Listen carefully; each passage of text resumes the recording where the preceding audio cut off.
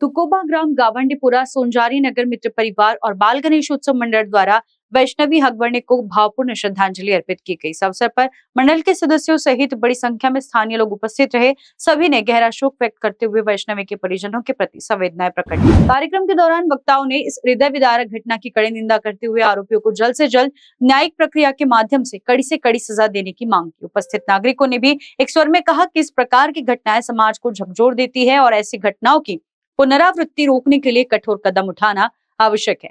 मंडल के प्रमुख सदस्यों ने प्रशासन से निवेदन किया कि मामले की निष्पक्ष जांच हो और पीड़िता को न्याय मिले। इस दौरान मौन धारण कर दिवंगत आत्मा की शांति के लिए प्रार्थना की गई।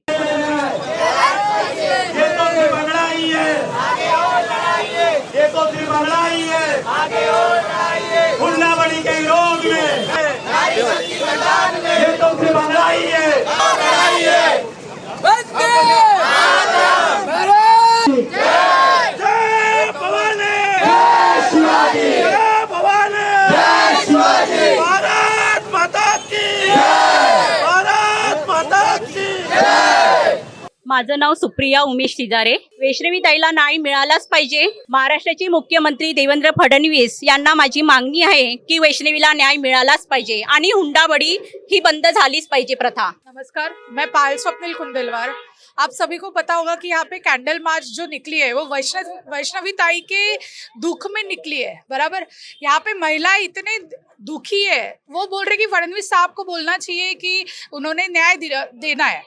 न्याय फक्त फडणवीस साहेब नाही देणार। आपल्याला आजूबाजूला जर न्याय होतोय, अन्याय होतोय, त्याच्या विरुद्ध आपल्याला सुद्धा म्हणजे समोर यावं लागेल ना। जेव्हा वैष्णवीवर अत्याचार होत होता तेव्हा आजूबाजूचे बघतच होते। तिला बिचारीला उन्हात उभं ठेवायचे प्रेग्नंट असताना, तेव्हा आजूबाजूचे बघायचे। तर आजूबाजूच्यांचं सुद्धा कर्तव्य असतं, जर माझ्या मुलीवर अन्याय होत असेल तर मी तर धावून जाईल, बरोबर। पण आजूबाजूच्यांचं कर्तव्य नव्हतं का की त्या मुलीवर, त्या प्रेग्नंट बाईवर अत्याचार होत होता पण तरी ते बघतच उभे राहिले, त्या माणसाला आणि तिच्या नवऱ्याला भीत राहिले।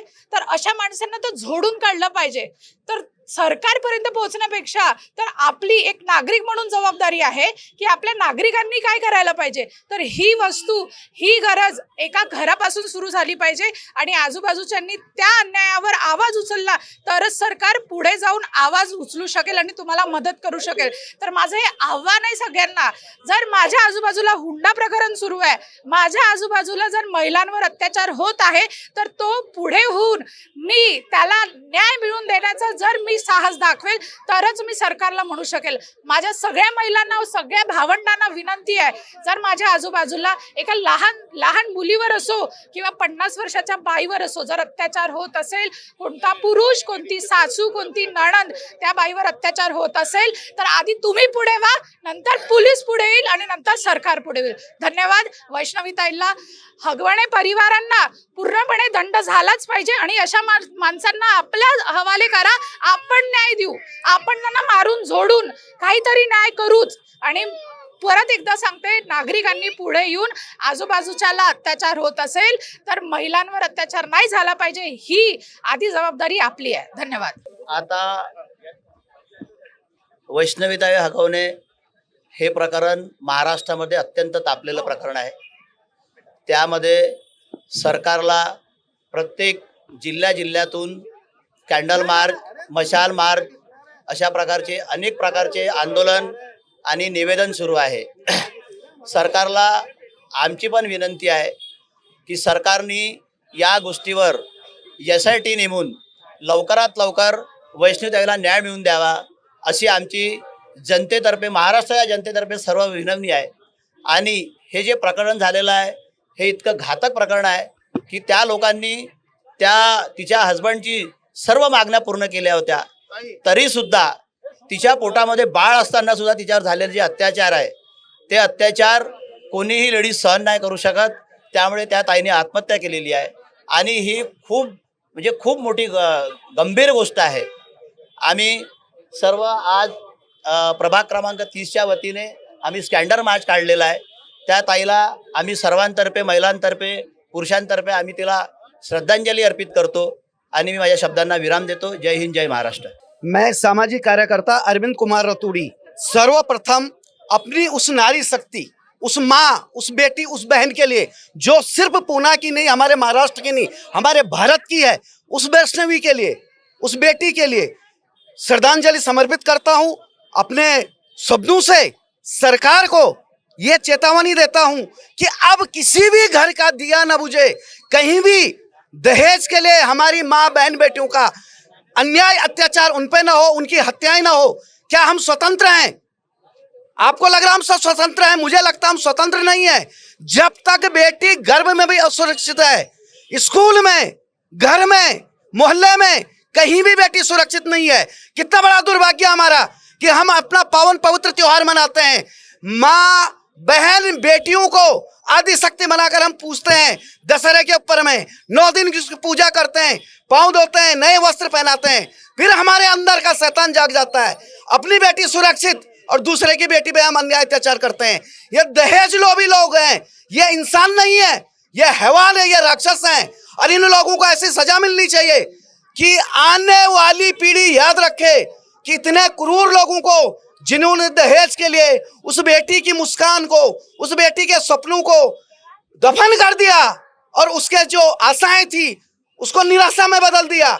इसलिए हम सबको मिलकर, यहाँ कोई जाति धर्म पंथ मजहब रंग रूप कोई प्रांत नहीं है, यहाँ सिर्फ लड़ाई है बेटी की। ये वैष्णवी हम सबकी बेटी है, हम सबकी बहन है और इसके आगे हम संकल्प लेंगे कि हम सबकी लड़ाई एकजुटता से रहेंगी। यहाँ कोई राजनीति नहीं, यहाँ हमें एक भारतीय बनकर, एक इंसान बनकर हर बेटियों की लड़ाई लड़नी है। अगर हमें 2 हाथ मिले हैं, अगर मेरी बेटी गिरती है तो मैं एक हाथ से उस बेटी को उठाता हूँ। वहां क्या हो जाता है, जहां पड़ोसी की बेटी गिरती है वहां में तमाशबीन हो जाता छत पे, वहां मेरे हाथ टूट जाते हैं क्या उस बेटी को उठाने के लिए। हमें अपने अंदर में बदलाव जब तक हम लाएंगे नहीं, कानून के भरोसे कब तक बैठेंगे हम लोग। हमें अपने अंदर का उस इंसान को जगाना है कि प्रत्येक बेटी माँ बहन हमारी है। अरे जगत जननी बोला जाता बेटी को, नारी को पूजते हैं, पूरा विश्व उससे जगत जननी बोलता है। सिर्फ नारों में, सिर्फ चुनाव के समय, सिर्फ पत्रिकाओं में, अगर उस जगत जननी पे अगर अन्याय अत्याचार नहीं रुकेगा तो ये देश विश्वगुरु छोड़ो न जाने हम किस गलियों में हमारा अंधकार भविष्य हो जाएगा। फिर से उस बेटी के इंसाफ के लिए मैं आवाज बुलंद करता हूं और इसके आगे अगर किसी बेटी पे ऐसा जुल्म होगा तो यकीन मानिए मसाल और मोमबत्ती मोर्चा नहीं होगा। हमें अस्त्र और शस्त्र इस भाषा में भी संवैधानिक तरीके से उस भाषा में भी अन्याय अत्याचार करने वालों को जवाब देना पड़ेगा। फिर से उस बेटी के लिए नतमस्तक होके नमस्कार करता हूं और अभिनंदन है बेटी, हम तुझे इंसाफ दिला के रहेंगे आखिरी सांसों तक। जय हिंद, जय महाराष्ट्र, वंदे मातरम। कारण न्यूज के लिए सचिन झोड़ापे की रिपोर्ट। नागपुर शहर वासियों का पसंदीदा exhibition new style exclusive handloom exhibition 12 मार्च से शुरू हो चुका है। जी हां, यहाँ एक ही छत के नीचे मिलेंगे देश के कोने कोने से प्रख्यात कई handloom, clothing, home decor, jewellery और फूड आइटम स्टॉल्स, वो भी 20% डिस्काउंट के साथ। एंट्री और पार्किंग बिल्कुल फ्री। अनोखी खूबसूरत चीजों से भरपूर ये एग्जीबिशन लोकेटेड है गणेश उत्सव ग्राउंड, भिंडे लेआउट, स्वावलंबी नगर, नागपुर में। टाइमिंग्स है सुबह 11 से रात 10 बजे तक। अधिक जानकारी हेतु संपर्क करें Sharda Prajat on 9822656077 and Shahrukh Sheikh on 6350029715 पर।